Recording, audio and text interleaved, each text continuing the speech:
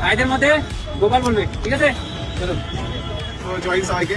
তো আমিও এখানে এই মাঠ থেকে চাকরি পেয়েছি 2024 বেরিয়েছি এখান থেকে। তো তোমরাও সবাই প্র্যাকটিস করছো, তোমরা কয়েকজনে তো আমাকে ছিল, আবার অনেকেই চেনো না, বেশিরভাগই হয়তো চেনো না আমাকে।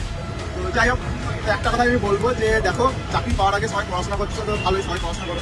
আর যেসব ভাইরা আছে, যেসব ভাইরা বোনেরা বা দিদিরা আছে, তারা তো সেরকম ছোটোখাটো কাজের দিকে অত যায় না। তোমার ভাইরা থাকে, ভাইরা বেশিরভাগ ছোটোখাটো কাজ যেমন ক্যাটারিং বা অন্যান্য টুকটাক কাজের দিকে লেগে পড়ে, তখন পড়াশোনার দিকে ছিল। তো এটা সব থেকে বড় ভুল করে ছোটো যারা ভাইরা আছে বা দাদারা আছে, এই ভুলটা কখনো করো না।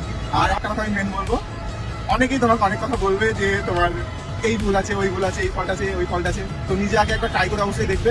তো এমন করবে না যে ট্রাই না করে লোকের কথা শুনে আমি এই পরীক্ষায় দিলাম না, বা আমি দেখলামই না, আমার সবাই লোকে বললো তোর এটা মেডিকেল ফল্ট আছে, তুই গেলি না, এরকম কনসার্ন করবে না।